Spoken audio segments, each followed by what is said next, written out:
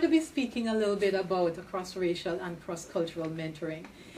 It's a big topic, and it's a deep topic. It's not one that really lends itself to a lot of, checklists. Here is how you do it. Here is how you don't.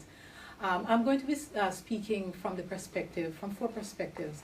Number one, as someone who I have been involved in a cross-racial mentoring relationship. I had a white business mentor.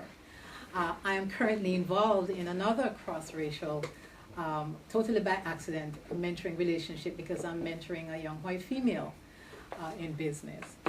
I also come to this because of the work I do in organizations. I am not a mentoring expert per se.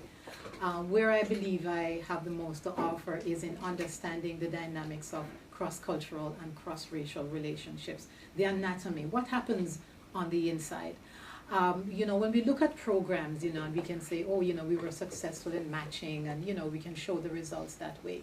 But from my work with organizations, my company is called Diversity Trainers Plus. The first step in successfully managing cross-cultural and cross-racial relationships is to be willing to assess where are we, where do we stand?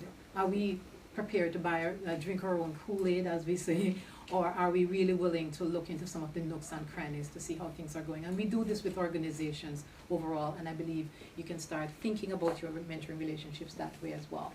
The next thing we do is to plan strategically. And I hope this can be a good tool for you because planning strategically as opposed to random planning means when you plan randomly, you fix little breaks here and there.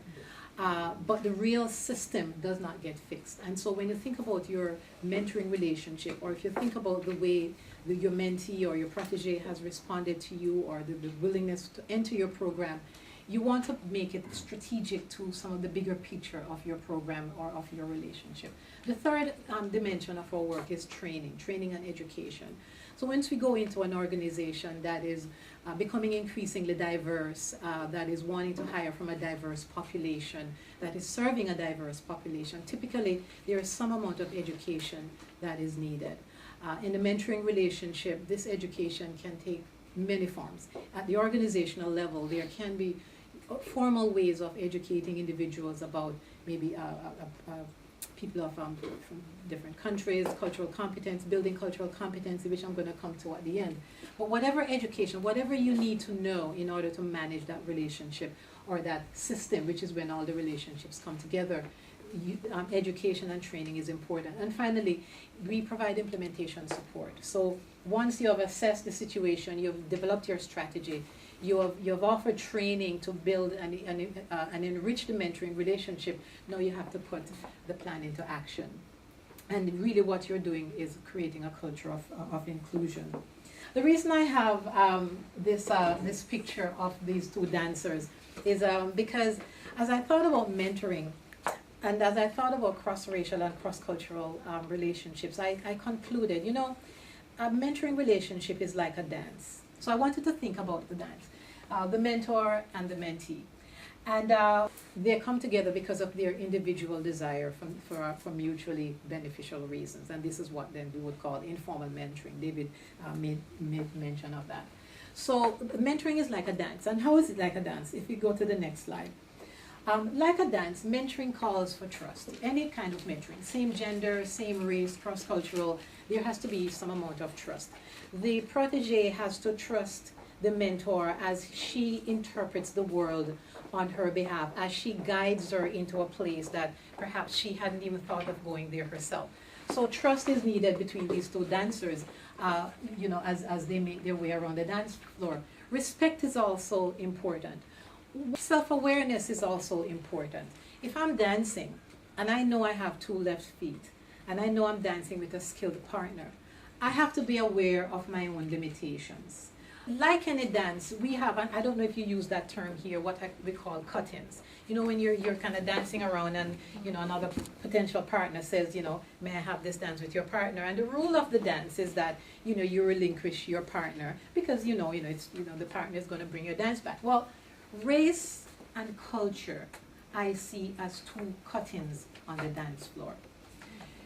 They are cut-ins because they first stand off to the side. They don't necessarily barge in.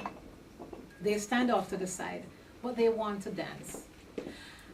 And that's where it now becomes interesting when you're in a cross-cultural and a cross-racial relationship, because the two partners are probably going to have different ideas on whether this cut-in should be invited. One partner might say, I don't see you, I don't see you, don't see race, don't see culture, I only see human. The other partner might be saying, but my experience is that of a black woman. How can I not see this? The question then becomes, should we acknowledge race? Should we acknowledge culture? Secondly, what determines our response? What determines whether we welcome race and culture? If the mentee says, you know, I believe I did not get this job because I'm an immigrant woman from Somalia. How does the mentor respond to that? Oh, no, don't say that, don't say that, you know, don't say that. From my experience as a black woman growing up in Canada, it pays to resist the urge to say, don't say that, that doesn't happen, and let the woman tell her story. Because typically there's a story behind it that unless you've been in her shoes, you won't understand that story. So what is it that determines how we respond, and what do we do about race and culture? Next slide. What determines our response to the race and culture are our cultural glasses. And cultural glasses are our windows, our windows on the world. We have them at a personal level, how you were brought up, what mommy and daddy said to you. In my training workshops, I say to people say, you know, my participants will say, oh no, you know, I grew up in a very non-racial home. My mom and dad, you know, taught me the right thing. And I said, what was the conversation like in the backyard barbecue? When the guys came over and had a few beers, how did they speak of immigrants? How did they speak of Asians? How did they speak of black people? Because these ideas now begin to filter into our subconscious minds and begin to frame our personal glasses regionally, nationally, and every organization has a culture that influences the glasses, the window through which we see the world. It's not always evident, but it is there at a subconscious level. Cultural glasses, I believe, are shaped by four things. They're shaped by historical and social factors. They act as filters to the world we live in. They respond to certain triggers, and they narrow our thinking. History has left us this legacy which has continued into our time, and that gets connected to race and racism. Race and racism in society and the historical legacy that we have, for example, and I have a quote here from Linda Wallace from the Christian Science Monitor. She says this: when race is involved, most of us are wearing cultural shades or filters, shaped by information we keep in our libraries of experience. We're not talking here about overt racism. We're talking about what's known now as aversive racism. And what aversive racism is, you're not necessarily negative towards a certain group of people. You just assess them a little bit less favorably than others. Or you're able to get along very well with an individual member of that group, but you have reservations about the group in general. Another point about our cultural glasses is that they operate like what they call transitions lenses. When we go out into the sunlight, they become dark. When we remain indoors, they become light. And what was found is that when people are under stress and tension, so we think we're okay. I love everybody. I'm pretty non-racial. And then we're under stress. We're under tension. And it's what comes to the lips, or there's a social issue happening. Someone has bombed something, or there's something happening globally. And that is where cultural glasses get, they activate, because now you feel pressured and threatened as a society. I just want to flip to challenge number 3. So challenge number 1 is, do you acknowledge these cultural glasses? Challenge number 2 is, what shapes our glasses? And the last challenge is, so what do we do about these cultural glasses? And I propose that we do 3 things. I propose that we know our glasses. Instead of saying we don't have them, we look ourselves and say, you know what, I have them.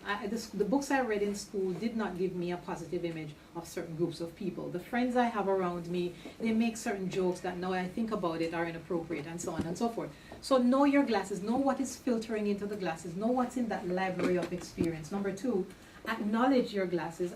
I have to acknowledge my glasses as a black woman mentoring a white female, a white woman.